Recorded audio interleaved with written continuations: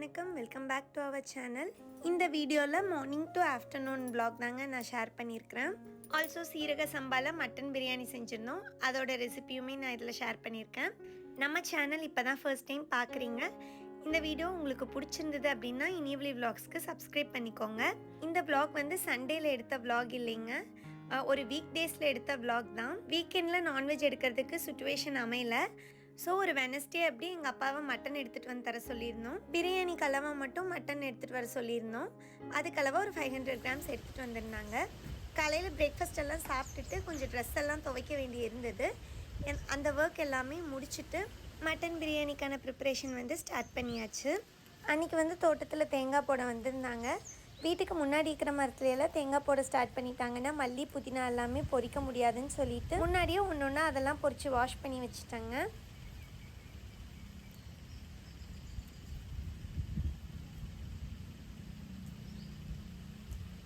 எப்போவுமே புதினா ஃப்ரெஷ்ஷாக வீட்டில் இருந்தோ இல்லை தோட்டத்தில் இருந்தோ பொரிச்சிட்டு வந்துட்டு உடனே சமைச்சோம் அப்படின்னா அதோட டேஸ்ட்டே ரொம்ப சூப்பராக இருக்குங்க. எஸ்பெஷலி அதோட ஸ்மெல் ரொம்ப நல்லாயிருக்கும். நாங்கள் மெயினாக ஒவ்வொரு டைமும் பிரியாணி சமைக்கிறதுக்காக புதினா தேடுறது ரொம்ப கஷ்டமாக இருக்குது. ஏன்னா இங்கே சம்டைம்ஸ் நம்ம பிரியாணி சமைக்கிற அன்றைக்கி இங்கே எந்த கடையிலையுமே புதினா கிடைக்கிறது இல்லை. நாங்கள் ஒரு 2-3 டைம் அப்படி சஃபர் ஆனோம். அதனால் இந்த மாதிரி சமைக்கிறதுக்கு அளவாக மட்டும் கொஞ்சமாக வீட்டுக்கு முன்னாடி புதினா போட்டு வளர்த்தி வச்சுக்கிட்டோம்.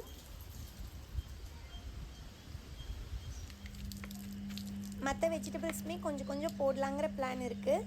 ஆனால் மெயின்டைன் பண்ணுறதுக்கு இப்போதைக்கு கொஞ்சம் டைம் இல்லாமல் இருக்கிறதுனால வெயிட் பண்ணிகிட்ருக்குறோம். அதுக்கான இடம் எல்லாமே கொஞ்சமாக க்ளீன் பண்ணி ஆர்கனைஸ் பண்ணி வைக்கணுங்க. அதெல்லாமே பண்ணி வச்சுட்டு மற்ற வெஜிடபிள்ஸ் எல்லாமே கொஞ்சம் போடலான்ட்டு தான் இருக்கிறோம். வெளியவே பொரித்து வாஷ் பண்ணிவிட்டு வந்துட்டேங்க. பிரியாணிக்கு தேவையான அளவு புதினா மட்டும் க்ளீன் பண்ணி உடனே எடுத்து வச்சுக்கிட்டேன்.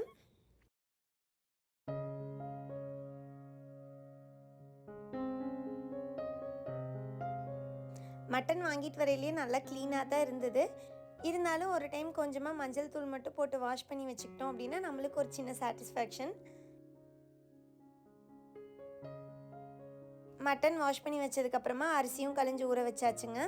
இனி அடுத்து வந்து அதுக்கு தேவையான வெஜிடபிள்ஸ் மட்டும் கட் பண்ணி வச்சா எனக்கு பெரிய வெங்காயம் தொளிக்கிறது கட் பண்ணுறது அதெல்லாமே ஒரு கஷ்டமாகவே தெரியாது.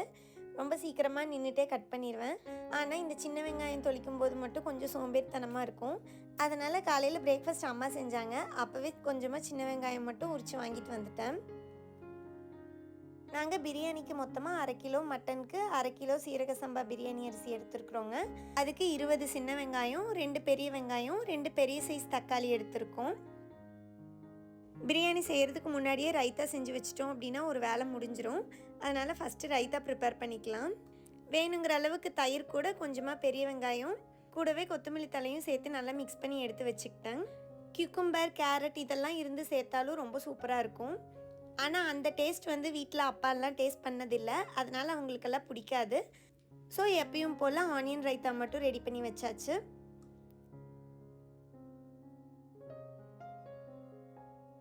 நம்ம இஞ்சி பூண்டு பேஸ்ட் ரெடி பண்ணிலேயே அந்த சின்ன வெங்காயம் பச்சை மிளகாய் எல்லாமே சேர்த்து அரைச்சி வச்சுக்கணுங்க. அதனால் இஞ்சி பூண்டுக்காக ஒரு 10 பல் பூண்டு, 5 பல் இஞ்சி, அதுக்கப்புறம் நம்ம எடுத்து வச்சுருந்த சின்ன வெங்காயம், ஒரு பச்சை மிளகாய் வந்து மிக்சியில் சேர்த்து கிரைண்ட் பண்ணி பேஸ்ட் மாதிரி ரெடி பண்ணி வச்சுக்கலாம்.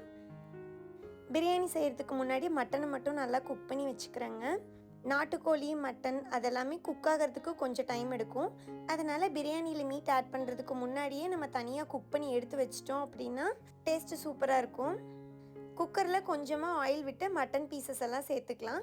1 செகண்ட் வதக்குனதுக்கப்புறமா கொஞ்சமாக உப்பு, இஞ்சி பூண்டு பேஸ்ட்டு, அதுக்கப்புறமா கொஞ்சமாக பிரியாணி மசாலாவும் சேர்த்துட்டு நம்ம தண்ணி சேர்த்து குக் பண்ணிக்கலாங்க. தண்ணி வந்து நம்ம அளவாக சேர்த்துனோம்னாலே போதும்.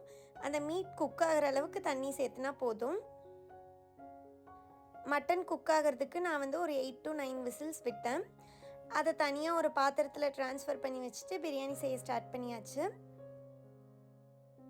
ஃபஸ்ட்டு நமக்கு ஹோல் ஸ்பைசஸ் எல்லாம் வேணும். அதுக்கு 2 பிரியாணி இலை, ஒரு அன்னாச்சி பூ, 2 துண்டு பட்டை, 4 கிராம்பு, கொஞ்சமாக கடல் பாசி எடுத்து வச்சுக்கிறேங்க.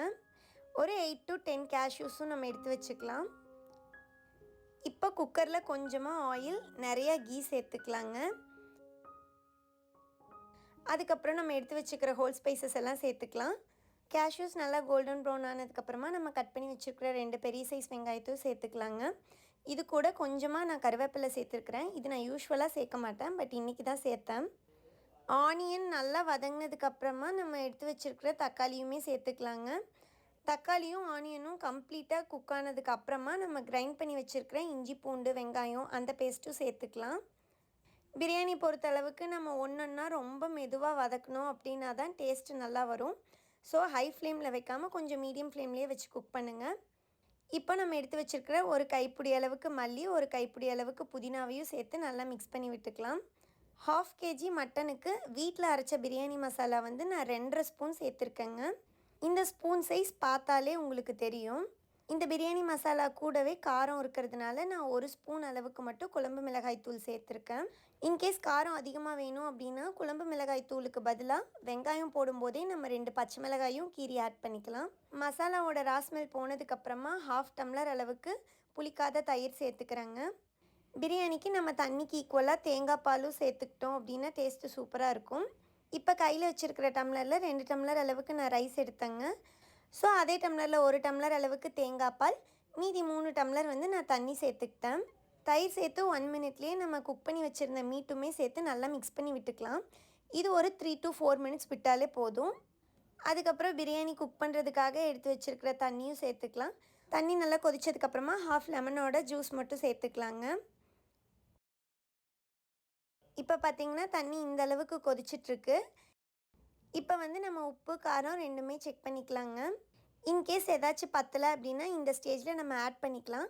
வெங்காயம் சேர்க்கும் போதே கொஞ்சமாக உப்பு சேர்த்துக்கோங்க, அதை நான் சொல்ல மறந்துட்டேன். தண்ணி நல்லா கொதிச்சு வரையில் நம்ம ஊற வச்சுருந்த ரைஸ் சேர்த்து மிக்ஸ் பண்ணி விட்டுக்கலாங்க. சீரக சம்பா அரிசி வந்து ரொம்ப நேரம் ஊறிச்சு அப்படின்னா குழஞ்சு போயிடும். ஸோ அரிசியை களைஞ்சிட்டு ஊற வைக்கிறதுக்கு பதிலாக நம்ம தண்ணியை வடிச்சிட்டோம் அப்படின்னா குழஞ்சு போகாது.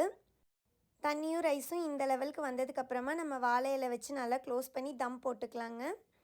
தம் வந்து தோசைக்கல் வச்சும் போடலாம், இந்த மாதிரியும் போடலாம். டைட்டாக க்ளோஸ் பண்ணி மேலே வெயிட் வச்சு 10 minutes high flame, 10 minutes low ஃப்ளேமில் விட்டு ஆஃப் பண்ணிட்டோம் அப்படின்னா பிரியாணி சூப்பராக குக் ஆகிடும். ஒரு 20 மினிட்ஸ்க்கு அப்புறம் நான் குக்கர் ஓப்பன் பண்ணியிருக்கேங்க. இப்போது பிரியாணி எப்படி இருக்குன்னு பார்க்கலாம்.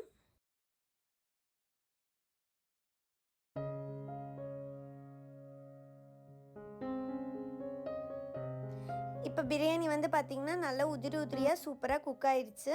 சீரக சம்பா அரிசி குழஞ்சி போகாமல் இருக்கிறதுக்கு நான் ஃபாலோ பண்ணுற டிப் வந்து ஊற வைக்காமல் கழிஞ்சதுக்கப்புறமா தண்ணியை வடித்து வைக்கிறது தாங்க.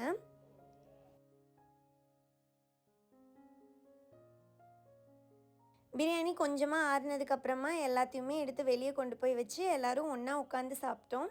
ரொம்ப சூப்பராக இருந்துச்சு. பிரியாணி பார்க்கும்போதே தெரியும் நல்லா ஒன்றோட ஒன்று ஒட்டாமல் வந்திருக்குது. கண்டிப்பாக இந்த ரெசிபி நீங்களும் ட்ரை பண்ணி பாருங்கள். இந்த வீடியோ உங்களுக்கு பிடிச்சிருக்குன்னு நான் நினைக்கிறேன். இது வரைக்கும் என்னோடய வீடியோஸ் பார்த்து சப்போர்ட் பண்ண எல்லாத்துக்குமே ரொம்ப ரொம்ப தேங்க்ஸுங்க. இந்த வீடியோ பிடிச்சிருந்தது, என்னோடய விலாக்ஸ் எல்லாம் இன்னுமே பார்க்கணுன்னு நினைக்கிறீங்க அப்படின்னா கண்டிப்பாக நம்மளோட சேனல் இனியவெளி விலாக்ஸ்க்கு சப்ஸ்கிரைப் பண்ணிக்கோங்க. தேங்க்ஸ் ஃபார் வாட்சிங். பாய்.